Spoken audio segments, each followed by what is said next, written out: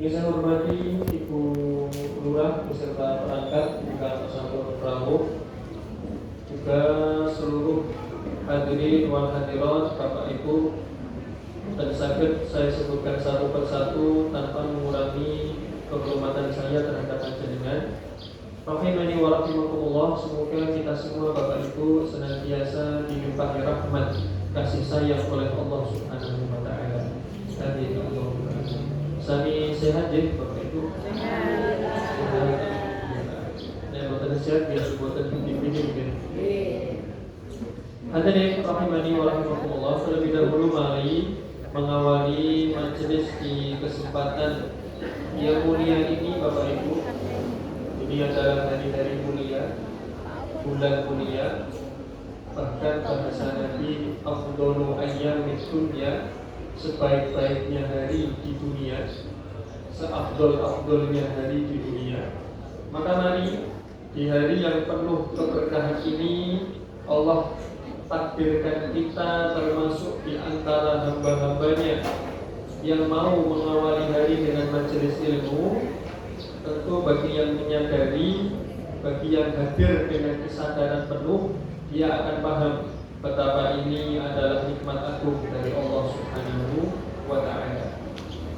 Maka mari terus melatih hati, melatih diri untuk bersyukur.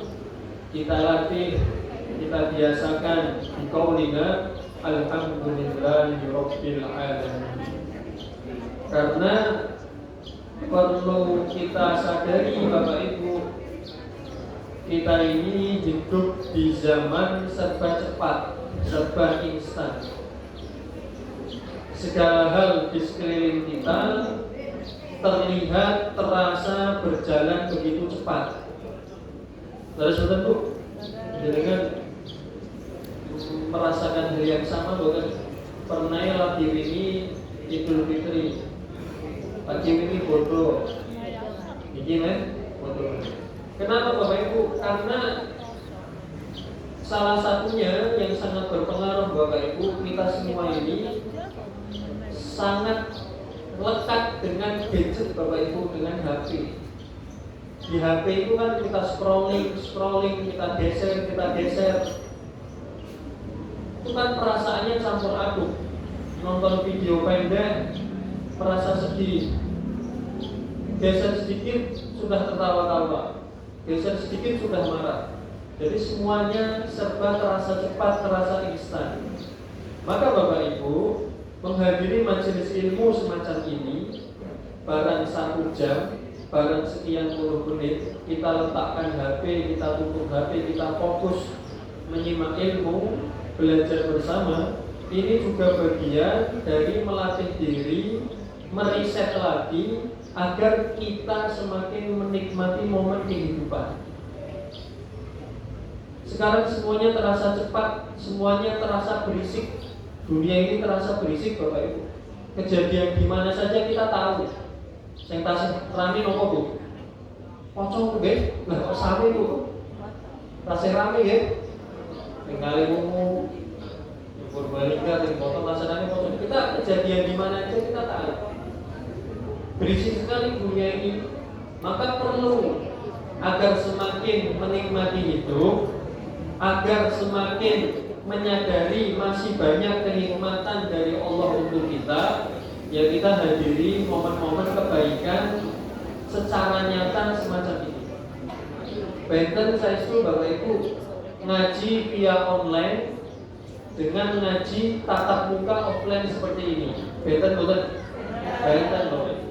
Jenengan mau nyimak ustadz sekondang apapun kok online, rasanya beda. Karena bisa disambi nopo macam-macam, sakit disambi masak, sakit disambi kegarengan, sakit disambi offline kados ini kan paling disambi ngantuk, paling sambil dongeng, sambil kerasani ya. Tapi alhamdulillah kehadiran secara nyata itu beda.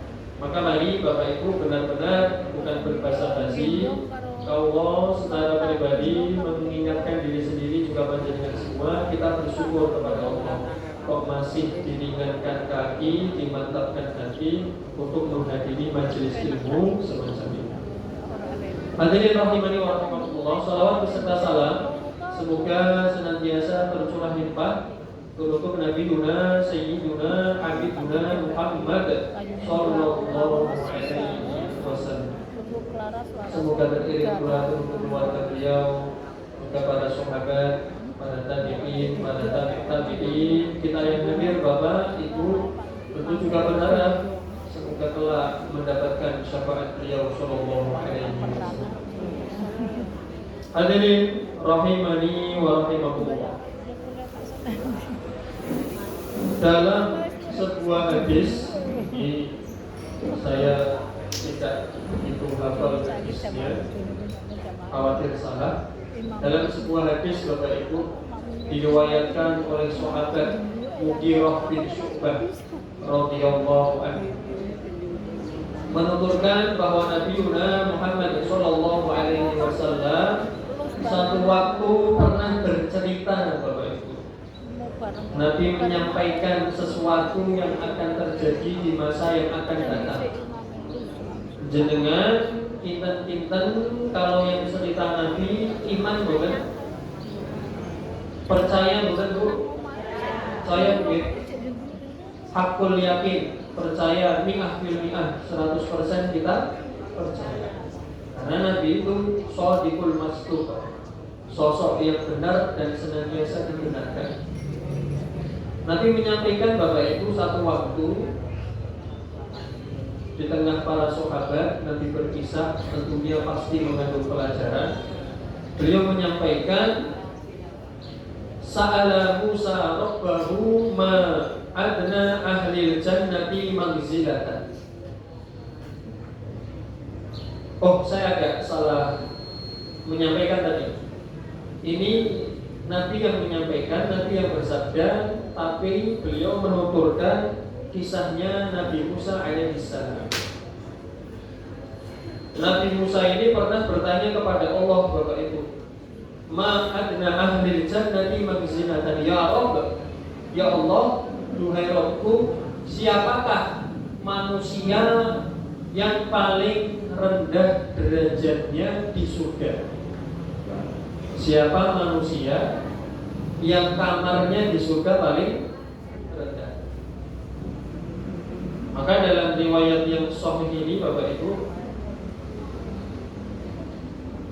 hadis diriwayatkan oleh Imam Tirmidzi, diriwayatkan pula oleh Imam Muslim di dalam kitab sahih beliau. Jadi ini insyaallah valid.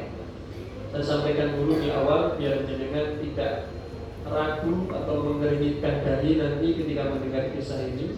Nabi Musa bertanya, ya Allah, siapakah manusia yang paling rendah derajatnya di surga?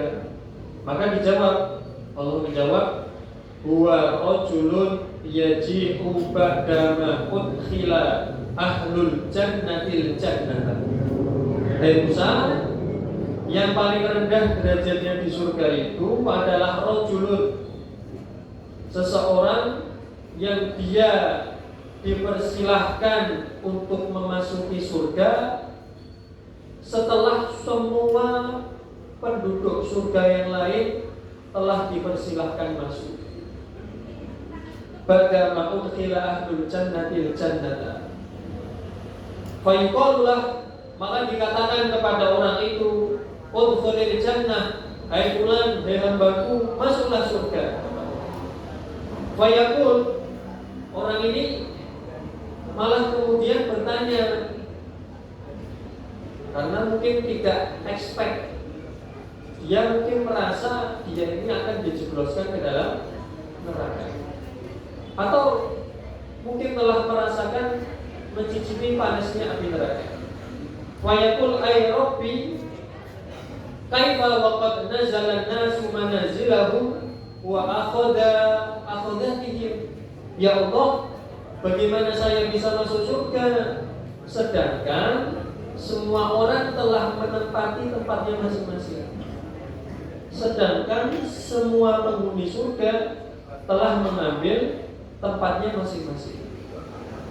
Jadi semua orang Bapak Ibu yang tercatat di Lauhul Mahfuz sebagai ahlul jannah telah masuk di dalam surga. Tinggal satu aja, tinggal satu saja. Ya Rabb, wa kaifa wa qad akhadha an-nasu manazilahum wa akhadha akhadatihim. Ya Allah, orang-orang sudah mengambil tempatnya semua, saya masuknya di mana? Maka Allah kemudian justru bertanya, menawari, fayuqalulah atardo an yakuna laka mislu mulki malakin min mulukid dunya. Hai hambaku, atardo, apa kamu ridho? Kamu mau enggak? Apa kamu rela? Kecepatan tadi, tak jauh lagi. Atardo, apakah kamu rela jika aku berikan kepadaku mulkan kamalikin min mulukid dunia, sebuah kerajaan seperti yang pernah dimiliki oleh seorang raja yang hidup di dunia. Kamu rela enggak? Kamu mau enggak kalau saya beri sebuah kerajaan seperti yang pernah dimiliki oleh seorang raja di dunia? Jenengan Bapak Ibu, kalau ditawari seperti itu, jenengan purun bukan? Purun bukan Bu? Jenengan purun ini pengen dapat kekuasaan atau kerajaan seperti raja siapa Bapak Ibu? Fir'aun? Apa Pak Presiden? Sulaiman? Wah ya rampung nih Bu. Hadirin rahimahullah. Ketika ditanya seperti itu, maka orang ini, orang yang ditanya oleh Nabi Musa sebagai orang yang paling rendah kedudukannya di surga, orang ini menjawab, roti itu Rabbi, yo mau saya ya Allah. Roti itu Rabbi, yo mau saya rela ya Allah, saya rela, saya bersedia, saya ridho. Fayaqul, maka Allah menimpali, laka dzalik wa misluhu wa misluhu wa misluhu wa misluhu. Faqala fil khamisah. Bapak Ibu, ketika ditawari seperti itu, orang tadi bersedia, maka Allah dengan kemurahannya justru kembali berujar, maka milikmu kerajaan seperti itu, dan yang semisalnya, dan yang semisalnya lagi, dan yang semisalnya lagi, dan yang semisalnya lagi, sampai 5 kali lipat. Kemudian orangnya malah kecewa. Bapak Ibu, roti itu Rabbi, cekap ya Allah, saya ridho ya Allah, saya kurun ya Allah, pun cekap niku. Fayaqul, karena orangnya merasa ridho dengan pemberian Allah, 5 kali lipatnya kerajaan yang pernah dimiliki oleh seorang raja di dunia, maka Allah kemudian menyampaikan lagi, malah maha baiknya Allah, maha pemurahnya Allah, laka hadza laka wa asratu amsalih walaka mastahad nafsuka waladdat ainuka fayaqulu raditu rabbi. Kalau kamu ridho, maka semua tadi milikmu dan 10 kali lipatnya, dan akan aku berikan segala yang terasa nikmat di dalam hatimu dan terasa indah dalam pandangan matamu. Maka orang ini menjawab lagi, raditu rabbi, ya Allah, sungguh saya telah ridho, saya telah puas, saya telah merasa cukup ya Allah. Hadirin rahimani wa rahimakumullah, ingat, itu tadi adalah orang yang kedudukannya di surga paling rendah. Orang yang nikmatnya di surga paling rendah, tadi kita mendengar akan Allah berikan sebuah kerajaan seperti raja-raja di dunia, bahkan dilipat gandakan sampai 5 kali, kemudian dilipat gandakan lagi sampai 10 kali. Bayangkan Bapak Ibu, sekali lagi itu adalah orang yang paling rendah kedudukannya di surga. Maka sebagaimana kita pagi ini penasaran, Nabi Musa juga penasaran. Nabi Musa bertanya lagi, ya Rabb, fa'alahu manzilatan. Ya Allah, kalau yang paling rendah saja seperti itu, yang paling tinggi gimana ya Allah? Kalau yang di surga paling rendah saja seperti itu, yang paling tinggi gimana? Maka Allah menjawab, ulaikal ladina aradtu. Mereka itu, hai Musa, hamba-hamba pilihanku. Gharastu karomatahu biyadi, aku simpan kemuliaan yang aku siapkan untuk mereka.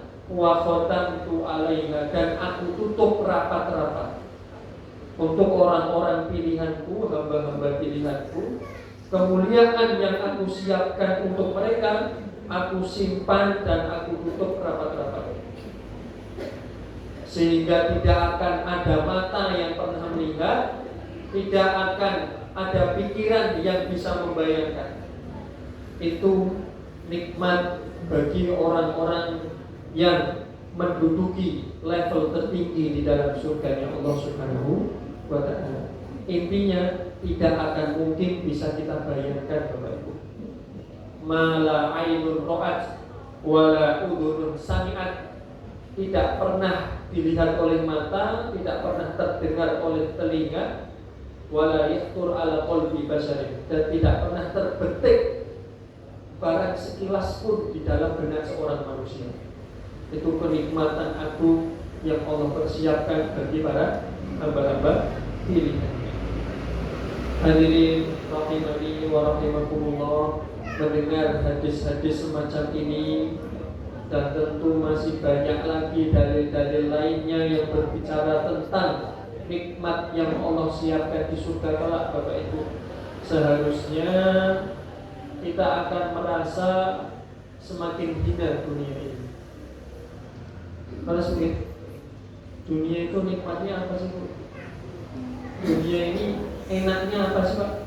Jenengan cupi ketika dahar, jenengan ketika makan Bapak Ibu, semahal apapun makanan yang pernah jenengan beli, jenengan nek dahar biasanya habis berapa Bu?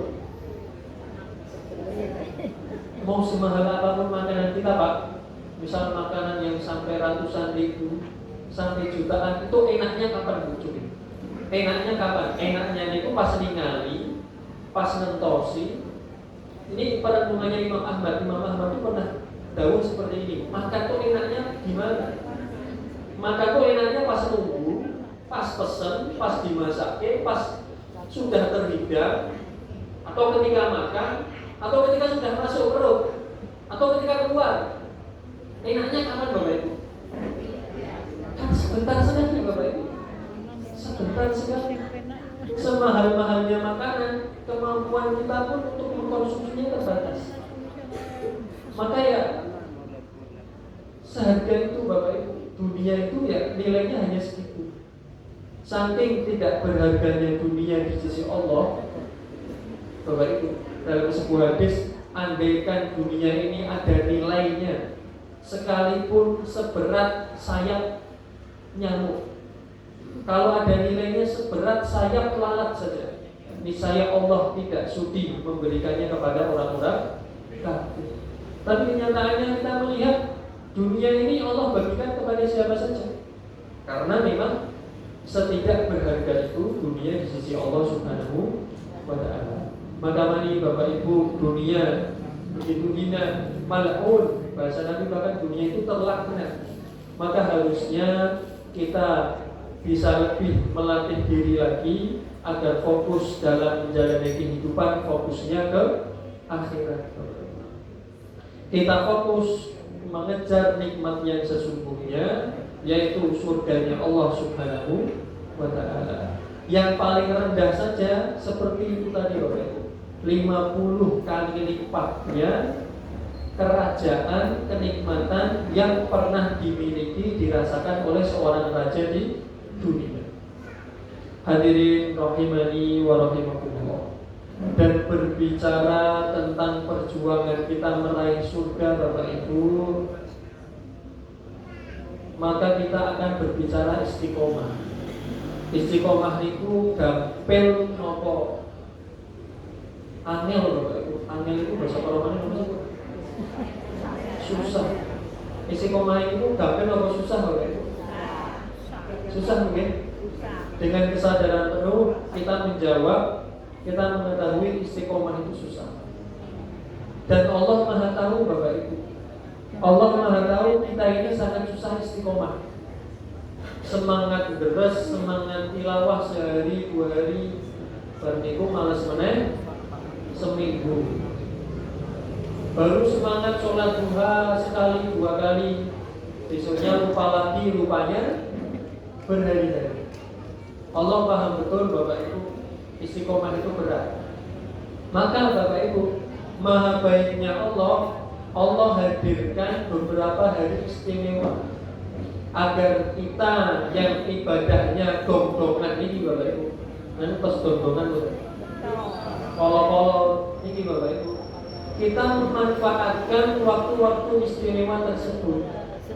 Dan berbicara waktu-waktu istimewa, tidak ada waktu yang lebih istimewa untuk beribadah, untuk kita meraih kemuliaan di sisi Allah, melebihi hari-hari yang kita sedang jalani ini. Napa niku 10 awal Dzulhijjah yang bahasa Nabi sebaik-baik hari di dunia. Nabi SAW menyampaikan, "Min ayyamin al-amalu sholihu fiha ahabbu ila Allah min hadhil ayyam." Tidak ada hari-hari lain di mana amal solih lebih Allah cintai dibandingkan yang dikerjakan di hari-hari ini Bapak Ibu, yaitu 10 awal Dzulhijjah. Para sahabat sampai bertanya, sampai membandingkan, "Wahai Nabi, bagaimana dengan jihad?" Memang jihad tidak bisa menandingi. Padahal kita tahu, Nabi pun pernah menyampaikan jihad itu adalah puncak tertinggi amalnya seorang muslim. Maka para sahabat ketika ingin dibandingkan dengan jihad, Nabi ternyata menjawab Bapak Ibu, "Walal jihadu fi sabilillah." Tidak pula jihad di jalan Allah, illa kecuali setunggal mawar. Rajulun kharaja bi nafsihi wa malihi wa lam yarji' min dzalika bi syai'. Kecuali seseorang yang dia keluar ke medan jihad dengan jiwa dan hartanya, lantas tidak pulang salah satu pun dari keduanya. Artinya hartanya habis di jalan Allah, nyawanya juga tidak pulang, berarti dia gugur, mati syahid. Hadirin rahimakumullah, maka kalau kita benar-benar jujur mengharapkan surga yang seindah itu tadi Bapak Ibu, surga yang paling rendah saja senikmat itu, seluas itu Bapak Ibu, ya ini hari-harinya Bapak Ibu.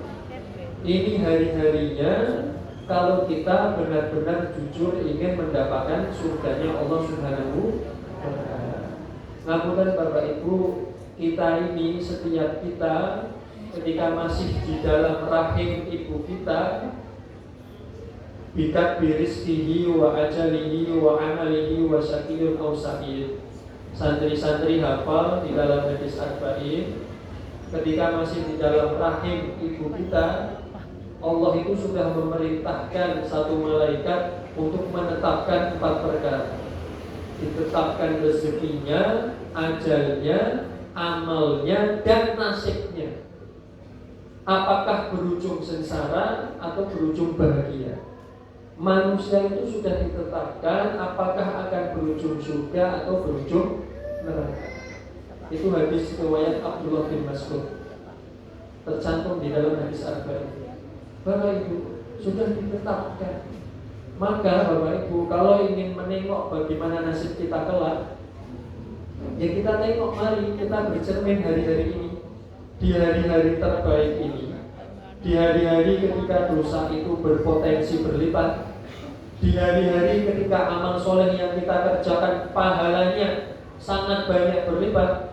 Kira-kira kita manfaatkan tidak, atau kita justru masih asik dengan berbagai kemaksiatan yang selama ini kita kerjakan? Bapak Ibu, Nabi menyampaikan kullun muyassarun lima khuliqalah.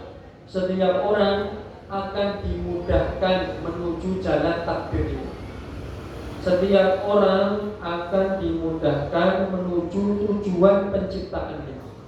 Orang yang ditakdirkan memang jadi penghuni surga, ya Allah akan mudahkan baginya jalan penghuni surga. Sebaliknya Bapak Ibu, orang kalau memang takdirnya celaka, ya Allah akan lapangkan baginya jalan menuju kebinasaan. Maka mari kita bercermin dan belum terlambat.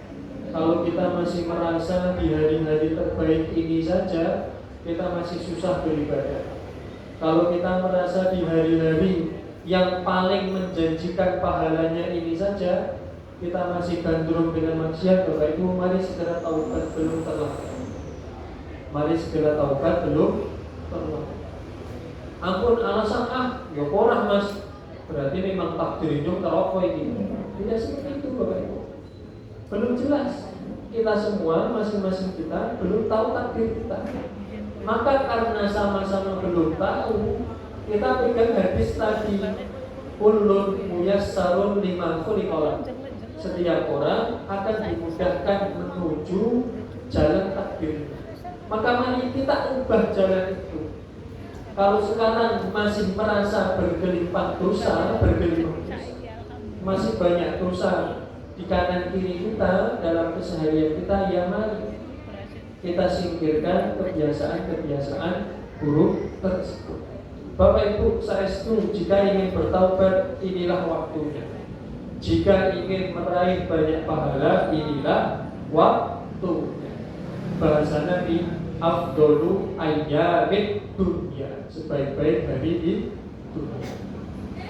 Hadirin rahimani wa rahimakumullah. Lantas apa yang kita upayakan Bapak Ibu? Tentunya secara umum amal-amal soleh mari kita pertingkat Bapak Ibu. Mari kita tingkatkan. Setiap panjenengan, saya yakin dan panjenengan harus yakin, pasti punya jalan amalnya masing-masing. Pasti punya jalan surganya masing-masing. Ada yang kuat di sholat sunnah, tapi mungkin tidak kuat di puasa. Ada yang kuat mungkin bersedekah, mudah bersedekah, tapi barangkali berat untuk mendirikan sholat malam. Macam-macam.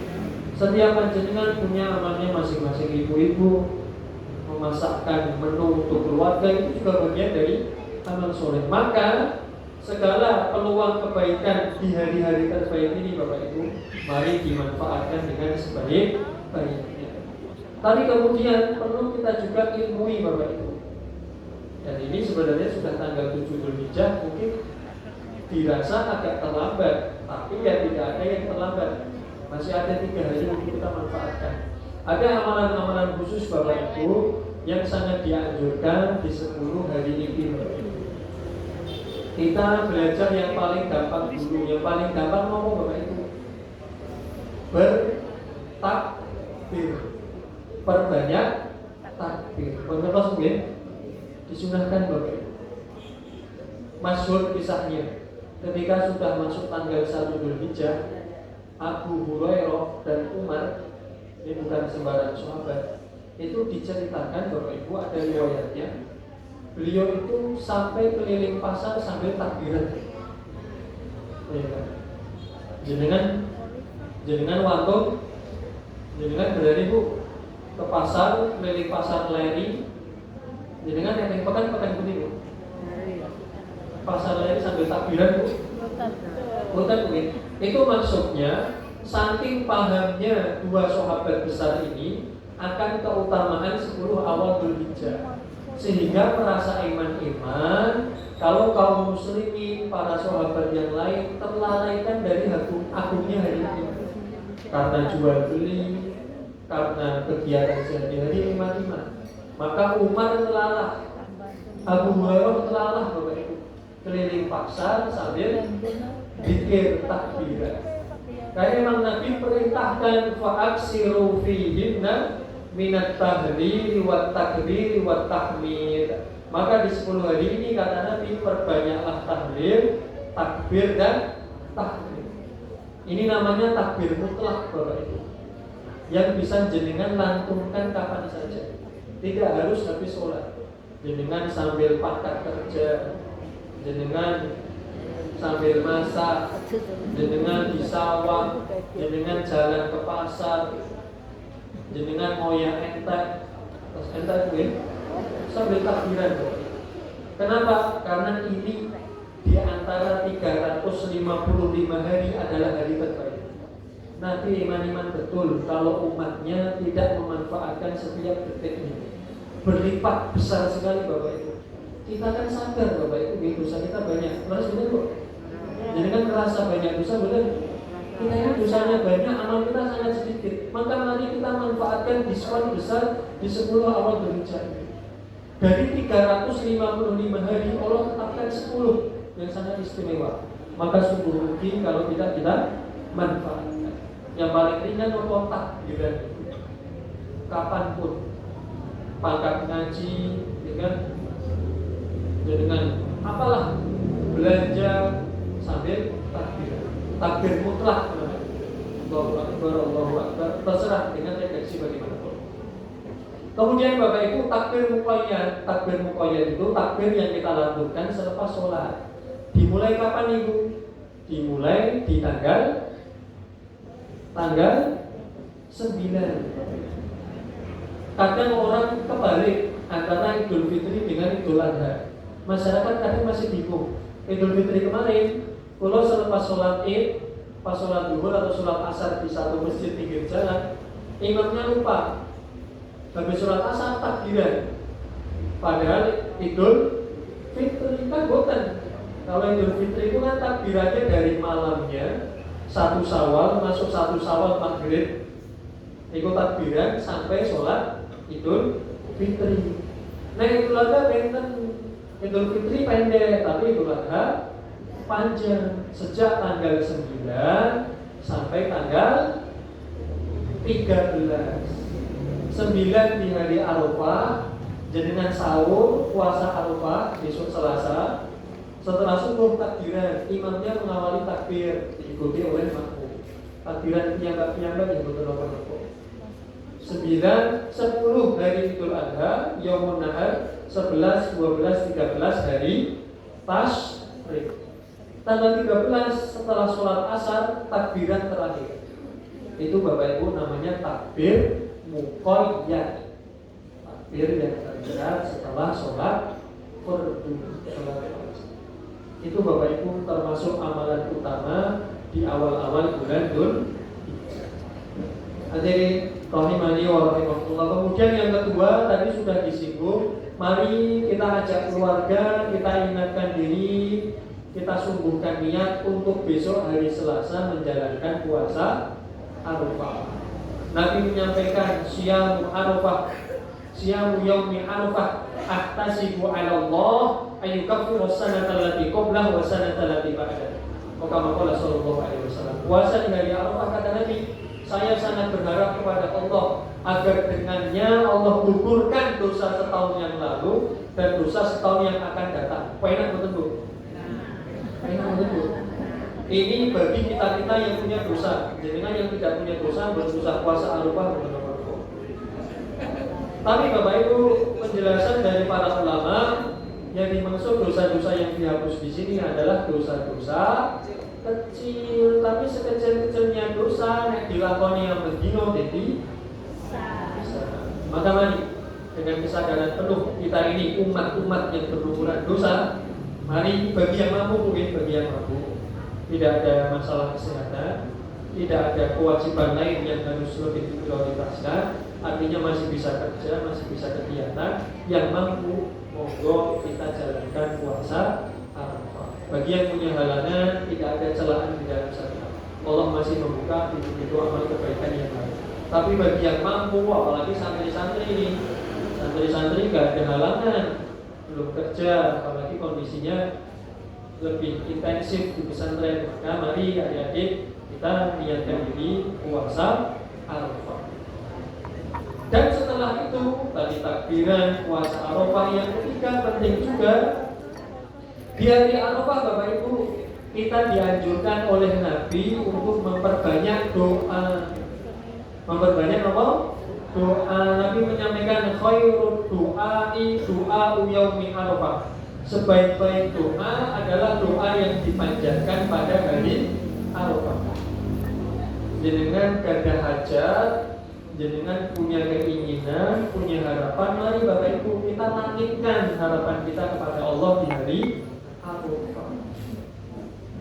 Bapak Ibu, Umar itu sampai menyampaikan, sampai dawuh Umar itu Bapak Ibu, yang saya khawatirkan itu bukan tidak terkabulnya doa. Ini saya mengingatkan diri sendiri, juga panjenengan yang barangkali pernah kenceng doa, pernah rutin doa, tapi karena merasa tidak kunjung dikabulkan, lantas lama tidak berdoa. Jadi Bapak Ibu, jenengan mungkin pernah merasa sering berdoa, sering minta sama Allah, tapi secara kasat mata tidak merasakan ijabah. Saya menasihatkan diri juga panjenengan semua. Umar pernah mengingatkan kita, saya itu, kata Umar, saya itu lebih takut tidak lagi diberi taufik untuk berdoa dibandingkan tidak dikabulkan doa saya.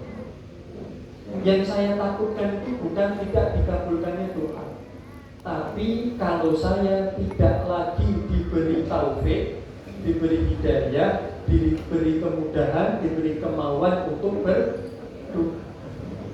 Karena yang lebih ngeri itu tidak berdoa, bukan tidak dikabulkannya doa. Kenapa? Sebagian salaf menjelaskan, karena bahkan sebagian salaf itu mengatakannya dengan lebih ekstrim lagi. Saya itu kalau doa saya dikabulkan, saya senang. Tapi kalau doa saya dalam tanda kutip tidak dikabulkan, saya lebih senang. Loh, kok bisa? Kenapa? Karena kalau dikabulkan berarti yang Allah berikan sesuai dengan keinginan saya, sesuai dengan kebaikan dalam pandangan saya, maka saya senang. Tapi kalau dalam tanda kutip tidak dikabulkan, seakan-akan tidak dikabulkan, seakan-akan terlihat tidak dikabulkan, saya lebih senang. Kenapa? Karena pasti akan Allah kabulkan dalam bentuk, dalam hal yang baik menurut pandangan Allah. Kira-kira yang lebih baik pandangan kita atau pandangan Allah Bapak Ibu? Asa an takrahu syai'an fa huwa khairul lakum wa asa an tuhibbu syai'an wa huwa syarrun lakum. Ada apa ayat ini? Betapa banyak hal yang kalian benci ternyata baik. Betapa banyak yang kita anggap baik ternyata sangat buruk bagi kita. Maka para salaf orang-orang soleh itu kalau doa kok dikabulkan ya senang, tapi kalau ada orang dikabulkan tambah senang. Kenapa? Karena kalau kita doa Allah pasti kabulkan. Kalau kita merasa tidak dikabulkan, berarti akan Allah kabulkan dalam bentuk yang jauh lebih maka Bapak Ibu, doa yang paling Allah sukai sebaik-baik doa adalah yang dipanjatkan pada hari Arafah. Ingat Bapak Ibu, iman-iman sekali, cek rugi kok di hari Selasa besok, malam Selasa dan hari Selasa besok kita tidak terbetik hati kita, tidak basah lisan kita dari memanjatkan doa kepada Allah Subhanahu wa Ta'ala. Karena doa itu sendiri adalah ibadah. Kita tidak usah bicara pengabulannya, doa sendiri itu adalah sebuah ibadah. Maka mari kita berbanyak doa di hari Arafah. Wa khairu ma qultu ana wan nabiyyuna min qabli, lanjutan hadisnya, dan sebaik-baik zikir yang diucapkan oleh aku dan para nabi sebelumku, kata beliau di hari Arafah. Apa zikirnya?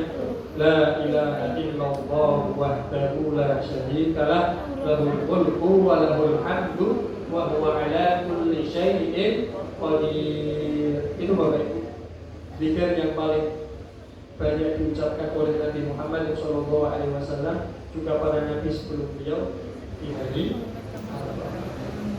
Hadirin rahimani wa rahimakumullah. Kemudian yang terakhir tentu tidak boleh tertinggal ketika berbicara Dzulhijjah, maka mari besok di tanggal 10 Dzulhijjah di hari Rabu kita bersama-sama menghadiri tanah lapang, menghadiri tempat-tempat untuk melaksanakan sholat Idul Adha.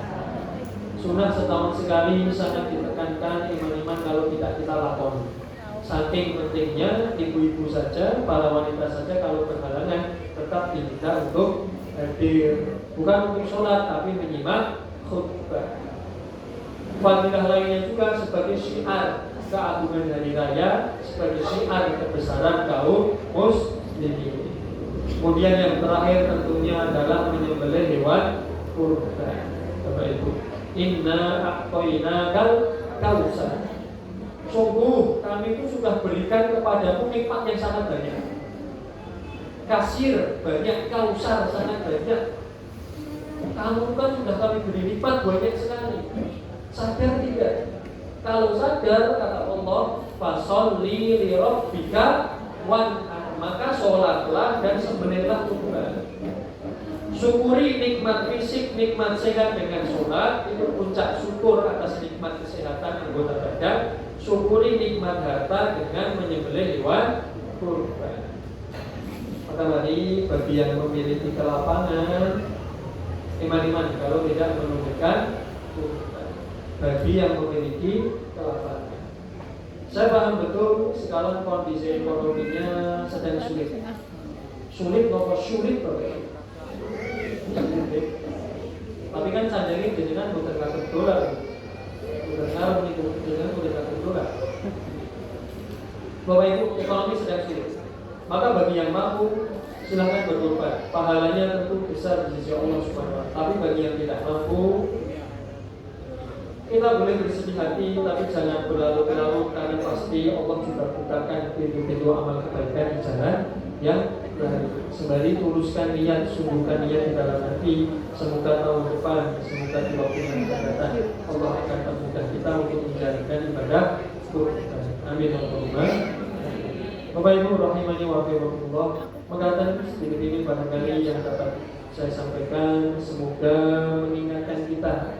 Meski tersisa 7, 8, 9, 10, 4 hari, ditambah hari tasrik 11, 12, 13, berarti 7 hari. Ini hari-hari paling mulia Bapak Ibu. Mari kalau berharap surga yang paling rendah seperti itu lagi, itu paling rendah loh. Gimana yang lebih tinggi? Kalau kita jujur dan cukup cerdas di dalam menjalani kehidupan ini, tentunya kita akan lebih serius di dalam memanfaatkan hari-hari sekarang ini.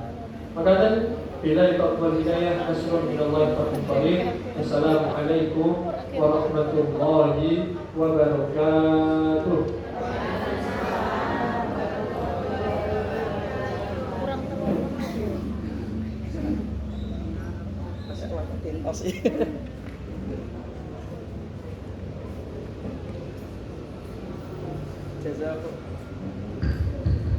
Jazakumullah khairan katsiran kami sampaikan kepada Ustaz Desnaufal atas maidul hasanipun.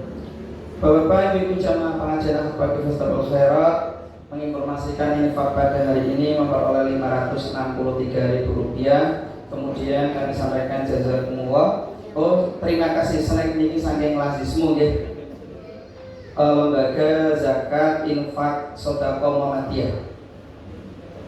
Alhamdulillah sampun kita laksanakan pengajian ilmu dimengertosi, tinggal mangke diamalkan pada inti-inti yang telah disampaikan oleh Ustaz Ahmad Desnaufal. Mari kita tutup dengan doa kafaratul majlis. Subhanakallahumma wa bihamdika asyhadu an la ilaha illa anta astaghfiruka wa atubu ilaik. Dari saya mohon maaf bila banyak kekurangan, dan dari segenap panitia mohon maaf pula bila banyak kekurangan dalam mengadakan acara. Bila taufik wal hidayah. Wassalamualaikum warahmatullahi wabarakatuh.